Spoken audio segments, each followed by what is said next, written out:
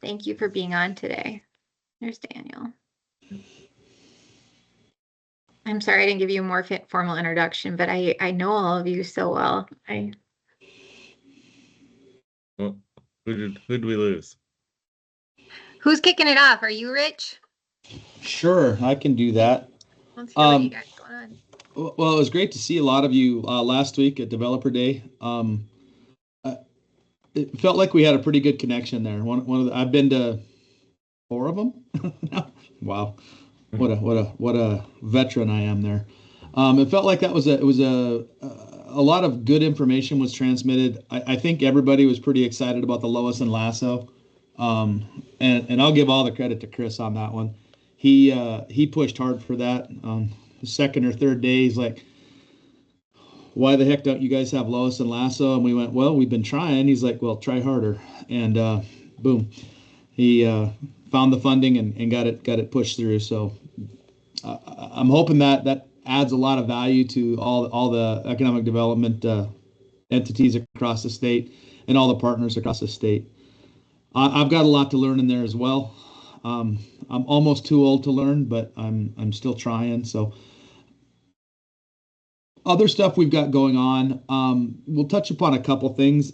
One of the big ones that's really kind of taking center stage in the state right now, and it's going to have an impact all the way across the state, across the middle of the state, as Brecca looks at me and Taryn looks at me, but is the natural gas line that's being proposed now, coming across Highway 200 and then angling basically from Washburn to Castleton.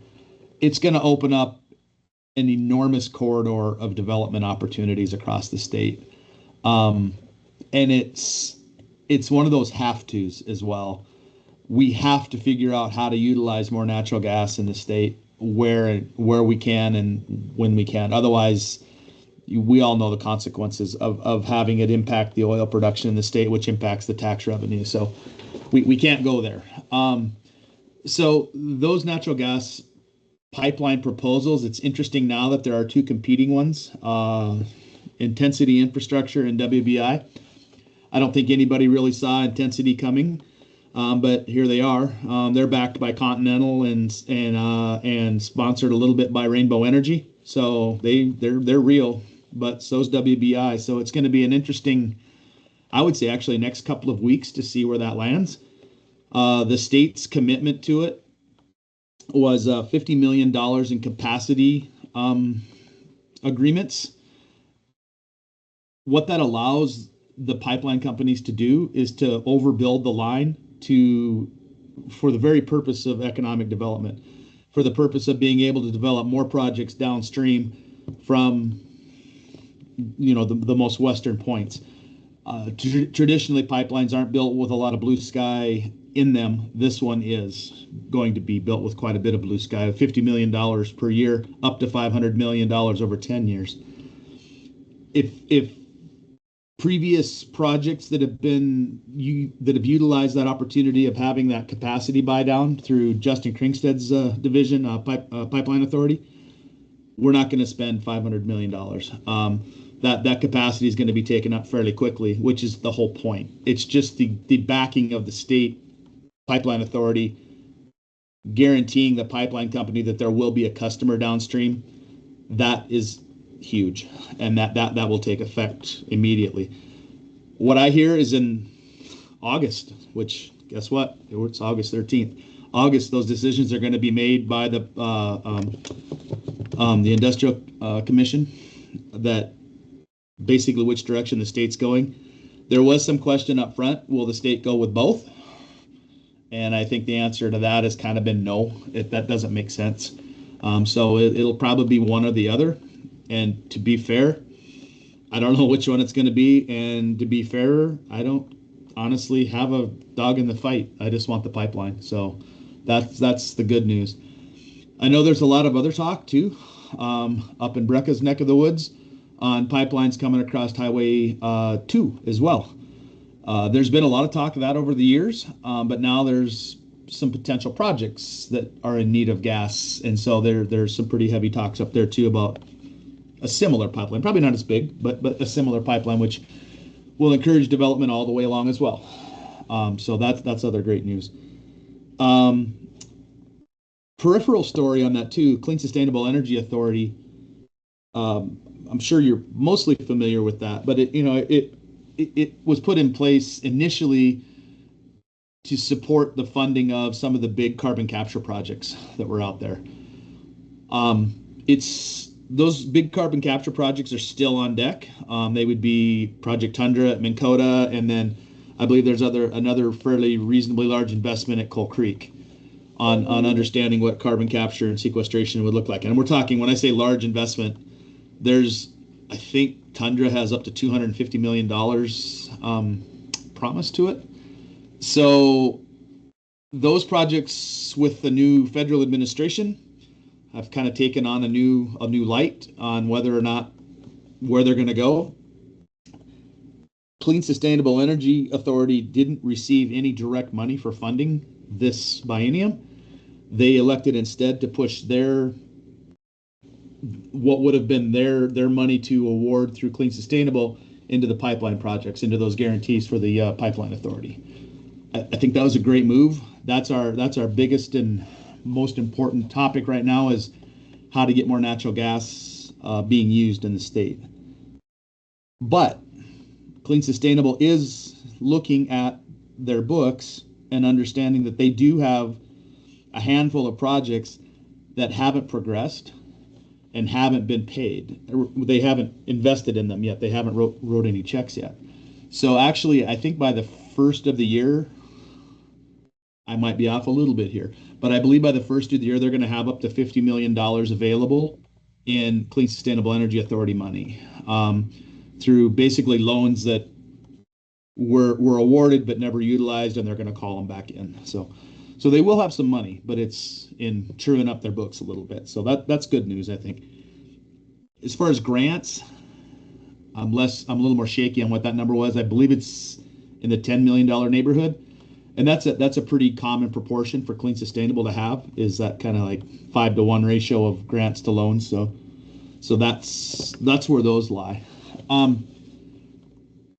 Those are the kind of the big picture stuff, things that I see happening right now. It's all about natural gas right now. A lot of those projects are all about natural gas. Not to say there aren't a lot of other really cool projects going on, but a lot of the legislators' focus is on what do we do with natural gas. So. Side note too, Taryn, I know Chris has discussed a few things with you, and I know this isn't about projects necessarily, but it's on about maybe working very closely with Commerce and EDND on partnering on events. More to come on that, but I think we kind of stood back and said we're all so busy and we're all evented out. Is that a good way to put it? If we could combine a few of those, maybe extend a half day one way or the other, and maybe pull some EDND events together with Commerce events and run them under one umbrella, it would save everybody a lot of time and money and energy. And we could put together a very quality program, I think, too. So a lot more to come on that, but that was one of the things that came out of Developer Day, which I think it was a pretty quality program. But I think if we took that quality program and maybe one of the events of EDND and kind of merged them a little bit, we come up with a really good program and maybe spend less money doing it. So Tracy reached out and Chris reached out, and so Yep. Yep. I agree. I think there's something we could do there, and it'd be a good discussion to have. So Yep. we'll do that. So more to come there. And on a side note with that too, soon to come out here, I just want to true up a few things.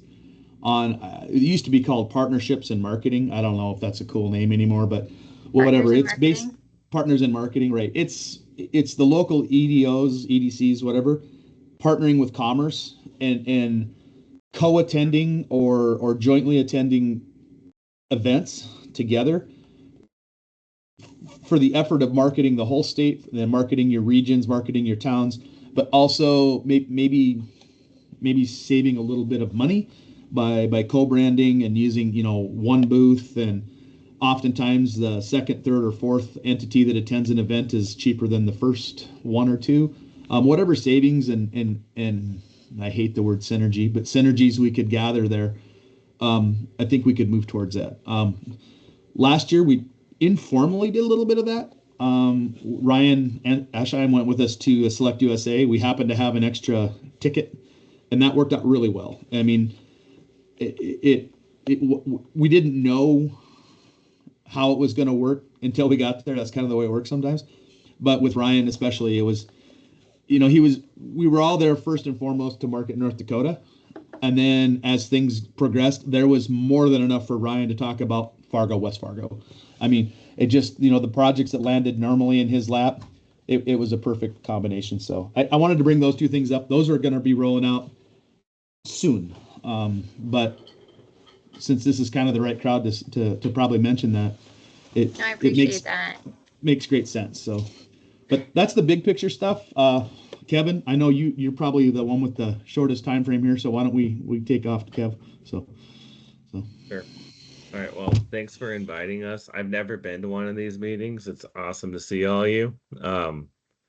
Wanted to mention a few of the larger projects that I'm working on now, and Corey Cavendish is one of them. So unmute and yell at me if I say something incorrectly, but I think everything I'm going to share is probably public information.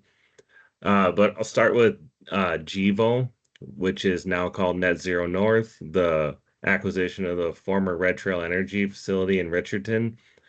We started interacting with GEVO back in June of 2021. At that time, we looked at a number of sites across the state and landed on Richardson not only because of the existing ethanol plant and their willingness to negotiate a potential sale, but also the infrastructure located there at that site with the rail, the gas, the proximity to I-94. One thing that they didn't realize, I don't think at the time, was water capacity. So they purchased the shareholders agreed to the sale in December of last year. Net Zero North, or GEVO, formerly took ownership of that facility in February of this year, and they're producing. What? Did somebody have a question? Oh. Something worth mentioning with that project too is they kept the entire operational team. They retained everybody there to ensure that the facility continued to operate as well as it has over the last decade. Their plan now going forward is to convert that 65 million gallon per year ethanol facility into a sustainable aviation fuel facility, which Rich, I think is somewhere in the neighborhood of 30 or 35 million gallons a year. It's roughly half of the ethanol production that would be converted into sustainable aviation fuel. Is that correct? On a monthly basis. Approximately. And if there are other. Hey, Beaver.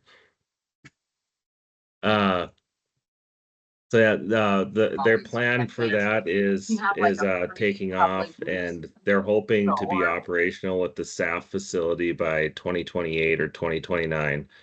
Right now, they're working with local and state governments. They need additional water capacity, and that is not a cheap project to bring that additional capacity. But I know they're working closely with Ryan Gillick, and Ryan's working closely with Southwest Water and the State Water Commission on how they bring that additional capacity to Richardson to ensure that they're able to build the facility they hope to build and operate it. Riverview Dairy, I'm sure a lot of you have heard about this, good, bad, and indifferent. They've got two proposed facilities in the state. One is a 25,000 head dairy in Hillsboro. Jim and I have been working closely with them on this. It's going to be called the Herberg Dairy. That's the township that they're locating in. And that project is currently going through the public comment period through DEQ, but all indications are positive, and they expect that permit to be issued sometime soon. There's also a 12,500 head dairy permitted for Richland County, north of Wapaton, near Abercrombie. That one had a little more public pushback than the Trail County facility did. However, they do have their permit in place through DEQ, and they are ready to construct there. The estimated capital investment in those two projects, the Trail County facility is 180 million, and the Richland County facility is 90 million. 100 jobs with Trail County and 45 to 50 at the Abercrombie. So some of you probably remember last session, House Bill 1371, which kind of relaxed those restrictions on the anti-corporate farming laws. That's really what kept Riverview from coming into North Dakota along that I-29 corridor for the last decade, were those anti-corporate farming laws. Because of their the way their business is set up, they just weren't allowed to operate in the state. And with that loosening of restrictions, they came over almost immediately.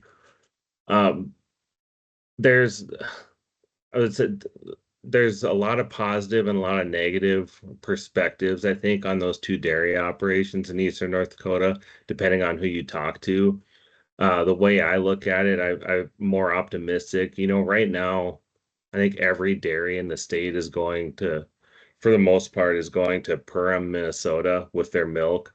And when you're in central North Dakota or even west of the Missouri, which there are still a couple, uh, that just doesn't work. That's not sustainable to haul milk that far, constantly. So I think having the dairy cows in eastern North Dakota is really going to expand the processing opportunities. There's always that chicken and egg when you're talking about uh, any value added egg type project. What's more important, the cows first or the processing capacity first? And in this case, it's definitely the cows. And now that we're going to have 4 times the amount of dairy cattle in the state just with these two operations, I think we'll see potential for that processing probably to start in eastern North Dakota and potentially move westward. Cavendish, Corey, feel free to interrupt me if I say anything I shouldn't. They're committing nearly 150 million to significantly upgrade their potato processing facility in Jamestown. Cost breakdown there, roughly 100 million for plant improvements, extending the building's footprint by 55 feet and improving storage on site. Roughly 15 million to expand packaging operations, and then 30 million for a new wastewater treatment plant that will shift the management responsibility from the city to Cavendish. Their production output will increase from 410 million to 450 million pounds, which will require about 800 additional acres dedicated to potato production. Groundbreaking is slated for sometime, I'm assuming, are they looking at 2026 now, Corey? I know originally the hope was to do something maybe this fall, but are we getting too late in the year? They're moving dirt now. Yeah, So you've already they're- been out there with the scissors and the ribbon? the Or ribbon the cutting on shovels, one of I the guess. facilities. So this project's kind of broken down into a couple different pieces. They do a really good job at Cavendish of the continuous improvement stuff. They probably spend anywhere from $15 to $30 million a year on continuous improvement, but there's a couple of bigger upgrades that they're doing. I think the acre total, I think, is closer to about 3,000 additional acres that they'll have. And then the wastewater piece is massive for Jamestown and Stutsman County. It ended up being, and I'll be pretty frank, processing potatoes is a dirty business. They used about 85 to 90%, depending on the day, of the mechanical processing capacity of that facility. So they're taking that in-house. The life cycle of the facilities at Jamestown would do for an upgrade. So someone was going to spend 25-30 million dollars on upgrading that facility. We are happy that they are taking that under their belt. Awesome. Thanks, Corey. Appreciate that. The last thing I'll mention here is APUC and AD grant committees. We met a few weeks ago in Medora for our business meeting and first meeting of the new biennium. We had 13 APUC applicants and 9 ad fund applicants. We awarded three of the 9 ad fund applicants for a total of 688,000. Those awardees were Northland Sires. They were awarded $250,000 to start a genetics operations for our operation for bulls in Catherine, North Dakota, which is in the southeast part of the state. I had to look it up. Dakota SAO, I don't know, some of you might be familiar with them. Dakota SAO, they started a hog operation near Candu a couple years ago. They have about 12,000 animal units there. They're expanding significantly. They're doubling their operation size up there, and so they were awarded $250,000 as well for that expansion activity. And then Richter Farms out in Sterling, North Dakota, they were awarded $188,000 to expand their feedlot to finish 1,500 head of beef cattle. I think currently they're doing about 1,000, so they're about a 50% increase there in finishing cattle. There were 9 APUC awards of the 13 applicants, just over $1 million awarded. I'll mention a few of them. GEVO or Net Zero North in Richardson, which is something we talked about a little earlier. They were awarded $250,000 to continue work on expanding that water capacity to their ethanol plant in Richardson. Premier Technologies, they're out of Fargo, North Dakota. They were awarded $250,000 to further develop a liquid fertilizer flow monitoring system for planters and implements. Yellowstone River Beef in Williston, they were awarded $75,000 for marketing and advertising their facility. Greenfield Robotics, company out of Kansas that has developed autonomous ag equipment.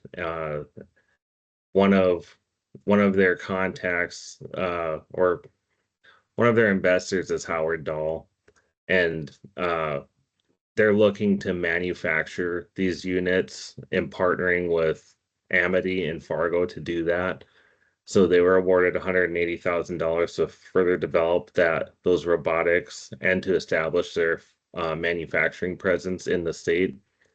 And then Keelix in Dickinson, which is the livestock supplement facility, they were awarded $30,000 to begin marketing efforts on their production facility. And in talking with Jed Archibald, he's the guy running Keelix there in Dickinson.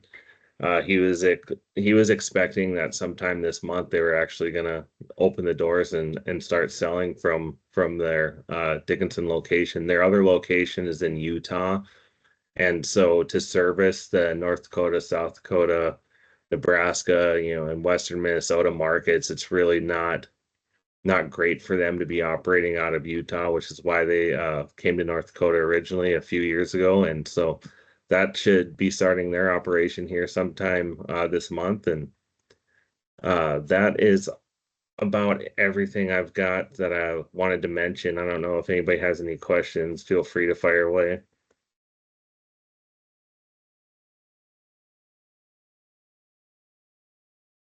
If not, then I guess I probably will turn it over to Dave. Sure. I'm not going to go through a list of projects, but generally speaking, within manufacturing, we're seeing a lot of activity relative to battery manufacturers that are looking in North Dakota. The way battery manufacturing is currently done across most of the U.S. is companies purchase the cells from some other country, and then those cells essentially get assembled. So a lot of your battery manufacturers in the U.S. are sell assembly operations. So we do have some folks like that that are looking at North Dakota. We've got one battery manufacturer in place. There's a couple others that are looking at it. And then a tie into that is there's a couple of operations that are looking at extracting nickel, as well as that would be from ore, and then also looking at extracting lithium from produced water. So there's a very good chance that in the not too distant future we will have cell manufacturing as well. Probably not initially starting with North Dakota minerals, but eventually. So there could be a battery cluster developing in North Dakota, which would be great. Another thing that we're seeing more activity around would be UAS manufacturing, and essentially both of those technologies are being pushed pretty heavily by the government from the federal side. It comes down to national security primarily. So I think you're going to see North Dakota profiting off of some of the increased manufacturing as a result of that. I suspect also that as a result of the tariffs, we'll probably see some more manufacturing as well. I know we've got some Canadian companies that are already doing business in North Dakota that are looking at potentially pushing more product to the US. So I'm guessing that we'll see a little bit more of that as well. Within commerce, we've been working on a new tool. So in the past we've had commerce had a search engine where you could type in the manufacturing process and basically do a search. So if you have somebody that invented a widget and they're looking for a manufacturer in North Dakota, right now there's really no way for them to find a manufacturer that, for example, does welding, painting, assembly, other than just going on to Google and surfing for those resources. In the past, we did have that, but it was labor intensive. There used to be surveys sent out to manufacturers to get a list of their manufacturing capabilities. That went by the wayside because it was labor intensive. Commerce was hiring interns, then it relied heavily on the research staff that was kind of let go as a result of downsizing efforts a number of years ago. What we would like to do is bring that back. However, that survey would likely be tied to likely tied to primary sector certification. So as people do their primary sector certification, they would have a survey that they could fill out, and then the state will be able to archive the manufacturing processes, at least of the primary sector folks. And if there's manufacturers that aren't primary sector, they would be allowed to also voluntarily provide that information so that it's searchable. So it's very core. It would be the survey would provide the content for a search engine to be able to find manufacturing capabilities in the state, which would be great, because if we've got a Bobcat, for example, they designed something new, they're looking for somebody to make components, they can go to that search engine instead of Googling it and pulling a manufacturer from South Dakota or Minnesota or wherever. So it should help keep additional manufacturing hours in the state. Along with that survey, there's some other things that we can glean from it. You know, as they fill out the manufacturing capabilities, we'll also be asking them if they're need additional resources or would like to learn more about, you know, expanding their export markets, for example, or continuous improvement, or, you know, different workforce challenges, you know, things like that. So it'll be kind of a referral tool where if manufacturers need assistance with anything, then the commerce partners can reach out to them and help to address any of those issues. It also would have capability, depending on how deep a guy would want to go with the tool, but it could also be a referral for BRD tours. Primary sector folks could be asked if they want to do, you know, if they are interested in BRE, and then based on the responses to the survey, if there's need for export assistance or continuous improvement or whatever, then some of those trips could also include commerce partners and that type of thing. You know, along with local economic development and, you know, whatever collectively I think the group thinks that should look like, but the capabilities are there regardless. Another thing that this tool would have would be a portal where companies can go on and see the status of their primary sector. So they'd be able to see if the primary sector is expired or not, as well as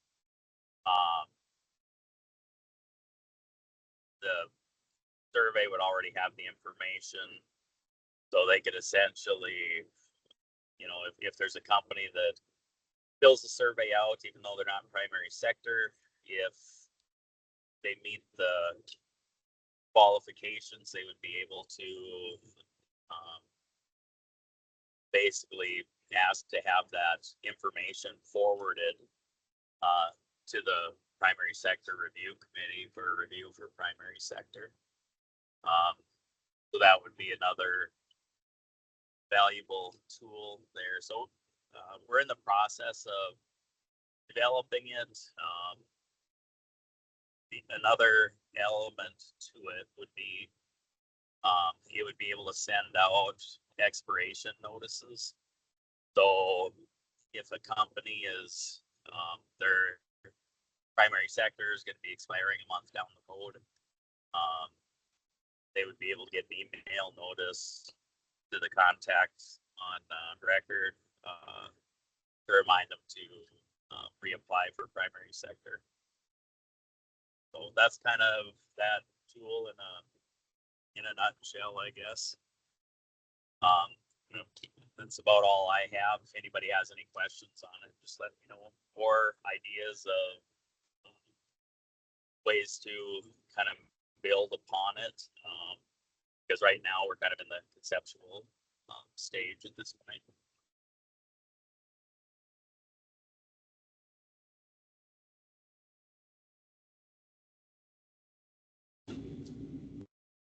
They got nothing for you, Dave. Nothing. So. Anybody got What's that? questions?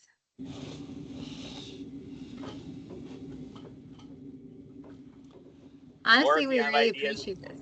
Go ahead. You bet. And if you guys have any questions down the road or ideas, let me know. But kind of in a nutshell, it's almost like a company portal. And I think that, you know, down the road, it could probably also be tied to a local developer portal. So some of that information go back and forth, which might be nice. So I think there's value in it, and it's something that could be built upon as we move along.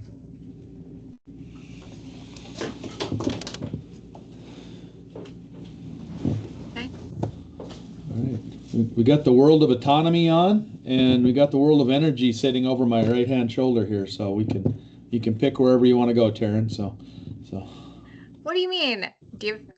We've got the world of autonomy. Say that that'd be again, Rich. that'd be Landon, Oh, autonomous. hi, Landon. You're up. You ready? I was born ready. No. I apologize. I came a little late to the meeting. I got tied up on another one. So yeah, what are we doing? What do you want to know?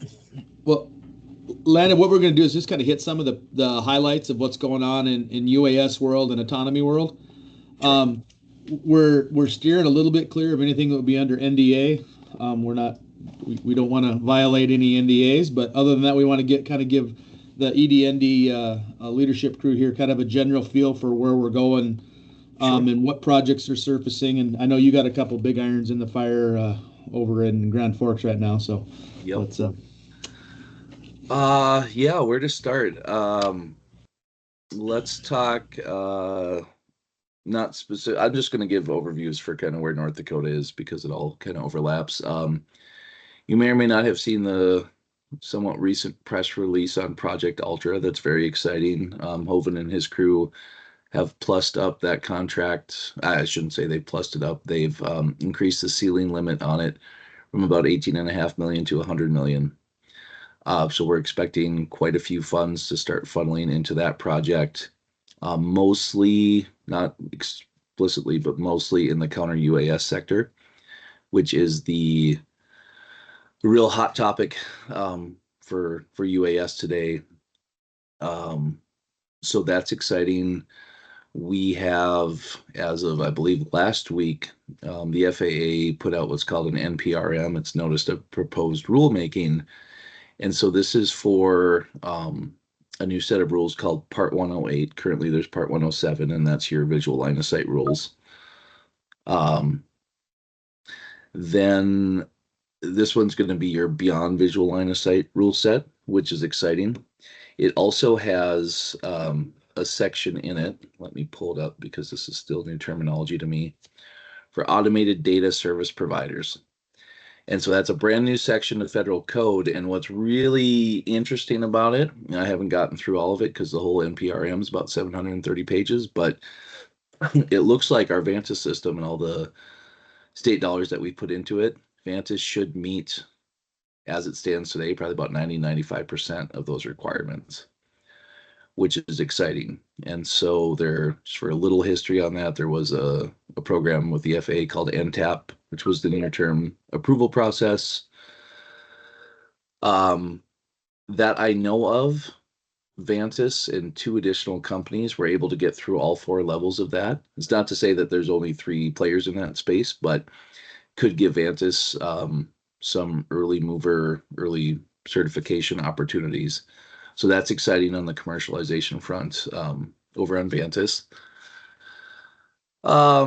With kind of a collective waking up to the fact that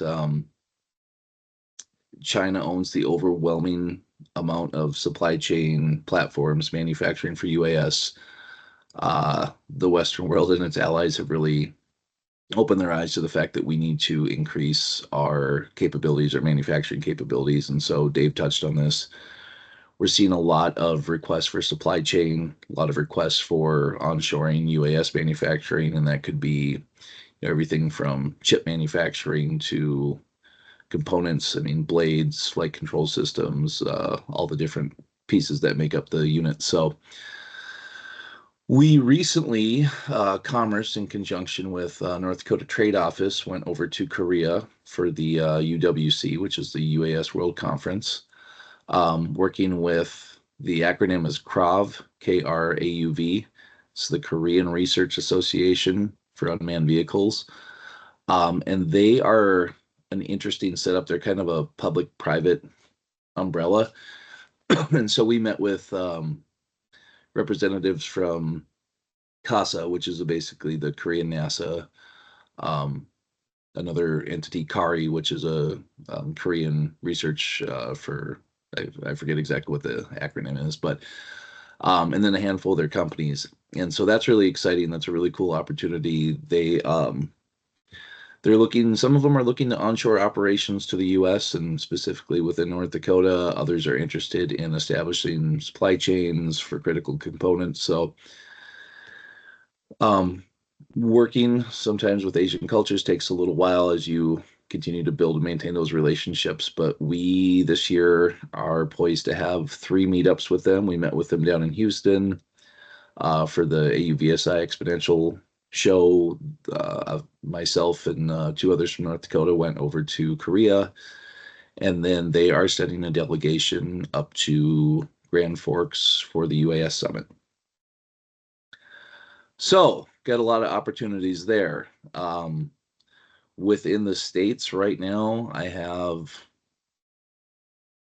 5-ish companies, all of them in varying levels of defense. And so the whole industry right now is kind of tacking toward the defense sector because that's the demand signal and that's where the dollars are.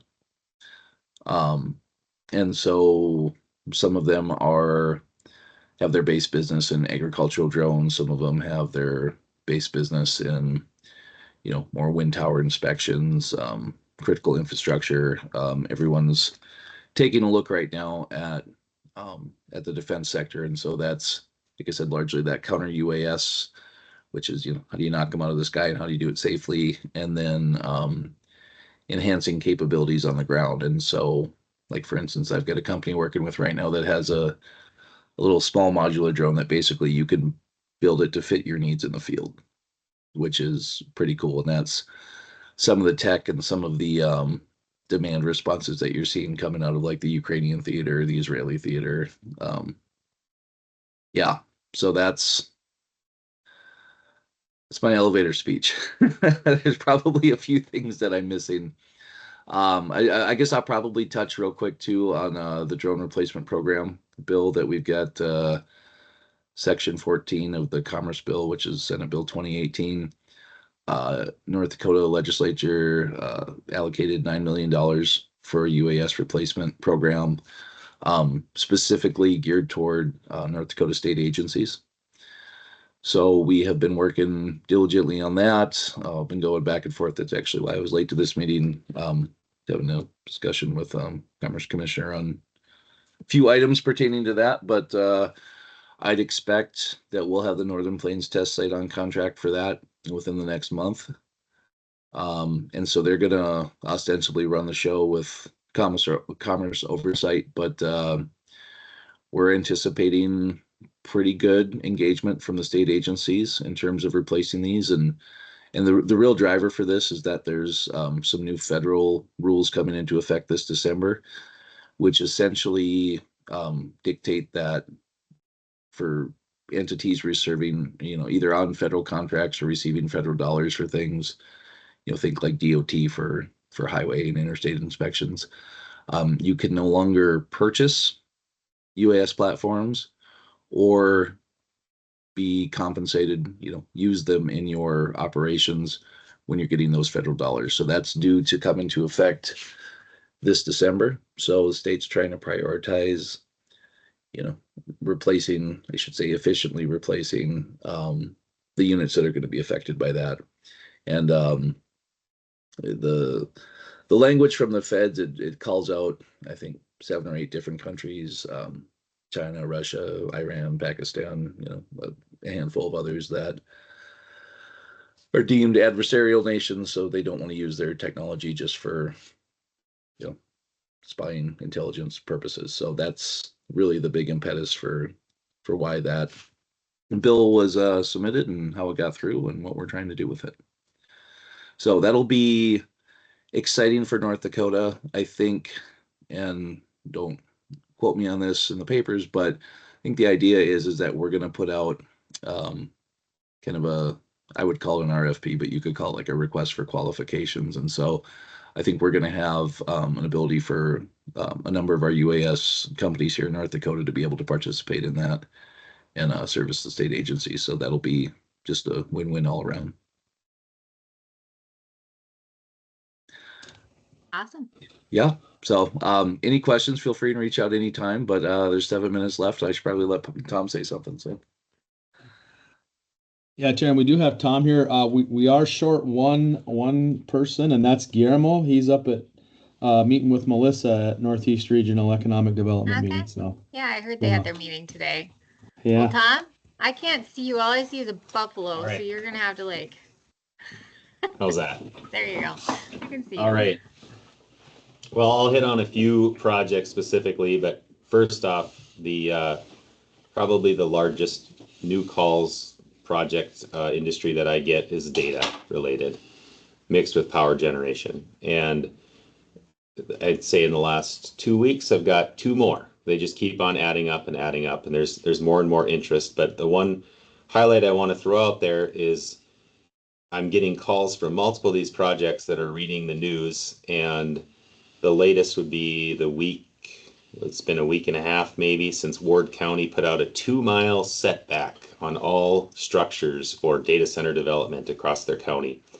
And, we've seen this before in other areas and other types of projects like Morton County with direct air capture and several others that were proposed that maybe didn't pass. But it's a hot topic, and I guess the approach we're taking is anybody that's engaging and wanting to look at data center development across the state, it's first getting into the community development side and community engagement, like encouraging these companies, if they have an area they're looking at, to start the conversation early with the local leaders, because it's pretty painful to see a lot of effort going into specific sites and locations and all the infrastructure, and then later find out they don't have the local buy-in. So it's a really hot topic.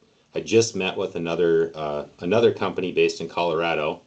They're under NDA with us right now, but they specialize not just in data center development, but they really have a lot of history with housing and community infrastructure. I know that I think Beaver, you may be meeting with them later today, it sounds like, but some of these third-party consulting firms that have that focus could really help some of these companies that are looking at building out big industrial sites. So that's one approach I think we're going to take going forward, is maybe making those introductions early so that there's a little bit more effort into getting the buy-in from the community before the headline hits that they found their location and their site. And then soon after, the moratorium hits from the county. So it's kind of a hot topic right now, especially in data, but really it's branches into a lot of other projects as well. One update I can share, and I want to thank Mark is on the call. We had an RFP go out a while back for a garbage circular manufacturing, I believe is what they call their system. And they came back, they were really, the Carbotura is the name of the company that was sent out. And we had 0 responses back due to the fact that we don't have the capacity. But they did come back, and they specifically asked for our 4 largest communities to meet with them, hear from them. And over the last, I think, week, all 4 have responded and set up calls. So I just want to throw a thank you out to Mark and the folks it was Fargo, Grand Forks, Minot, and Bismarck that did that. I also will Dave hit on this briefly, but the battery manufacturing projects, starting with lithium extraction from produced well water.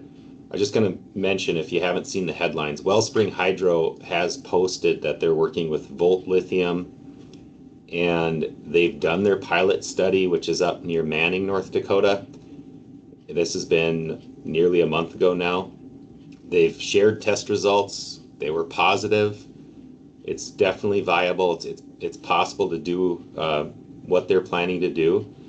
But one other step in the process is, right now what they're doing is they're pulling lithium out of our produced well water, and its initial product is lithium chloride. But to make a battery cell, they need lithium carbonate. So that's another system, another process that they have to do. And Wellspring is working right now heavily on financing a lithium carbonate production facility. Well, I won't even say facility, it's more of a portable unit where they would be able to then produce that lithium carbonate that a Packet Digital or another battery manufacturer would utilize. So that's all public knowledge, but just for that understanding, there's multiple steps in the process, and I think for us in North Dakota, with the amount of well water we have, it would be very beneficial for us to get the end product to ship out. It's actually valued nearly twice as much per ton if it's lithium carbonate versus lithium chloride. So that's another step they're working on right now before scaling up their pilot produced water processing facility. Last week in the news, I'm sure everybody read that Basin's Bison Generation Station was green lighted through our Public Service Commission, so that's really good news. And right now they're still looking at a 2030 completion date, which is not that far away. So that project is ongoing. And I will also add, their timeline is very, very close to Sarillon's projected timeline if they get their financing, and it's very close distance-wise. So workforce in that area is going to be a very difficult task if both projects go through. Pipeline proposals were all presented here 2 weeks ago, and what I'm hearing is that the state will be making decisions hopefully by the end of August as to where the $50 million a year for capacity purchase goes. I'm not sure what approach they're taking or which one they're looking at going after, or if it's a combination of the two. But that's ongoing, and I'm very hopeful that decision's made so one of these pipelines or both could go through. September 4th was a set date for the Industrial Commission's councils to meet up. We've had a lot of projects across the state asking about both clean and sustainable energy and then renewable energy program as well, and the Lignite Energy Council. That meeting was set for September 4th. I don't know exactly the reasoning on why, but I just found out here in the last week that they're postponing it to a later date. So if anybody's asking about that, I know I've shared it with the projects that have reached out to me directly, but it will be delayed further as far as the next grant rounds for those programs. And then the last thing I wanted to highlight is this last session with House Bill 1025.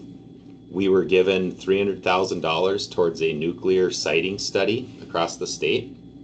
And that the first meetings have kicked off. One of the real positives that we have here at Commerce is that our state energy office has federal funding that is applicable for that type of a siting study for nuclear energy. So as it sits right now, we may have an additional $500,000 to go into that. Just kind of comes down to how we want to phase it, and it's based on Legislative Council's decision. So Ian Gilly, who's a mentor working with the Energy Innovation Fellowship through it's a Department of Energy program, he works with us here at Commerce, and he is working directly with Senator Patton on that study. And depending on their phases and how they're going to roll it out, we're hoping that there's a community engagement aspect to it, maybe even a survey that would go out, and we're thinking the local developers across the state would be a great place to start. And it would be a way for us to gauge which communities are interested, but just as important would be which communities are absolutely not. We're hoping that we're able to do a survey across the state and look at sites. And obviously there are some areas that maybe that wouldn't qualify anyway, but just to have a good understanding of what the local feel is right now for small modular reactor development in the future. And this will be a long timeline going forward, but that is rolling out, and we're hoping the first steps are taken here in the next month or so. And that's all I have for updates. Or if there's any questions, feel free to reach out. Anybody got any questions? Hey, I just want to say thank you guys for being on this call and doing this. We really appreciate it. It's really interesting to hear everything you're working on across the state. But with that, we are running out of time. Laura will be sending this out. She did record the call, so more people will be able to listen, and that should maybe generate some more questions then. But thank you, everybody, for being here today. We really appreciate it. Thank you for the opportunity, Taryn. Much Yeah, appreciated. absolutely. Appreciate it. Okay, talk to you later. Okay, Have a thanks. good day. Take care. Bye. Thank you.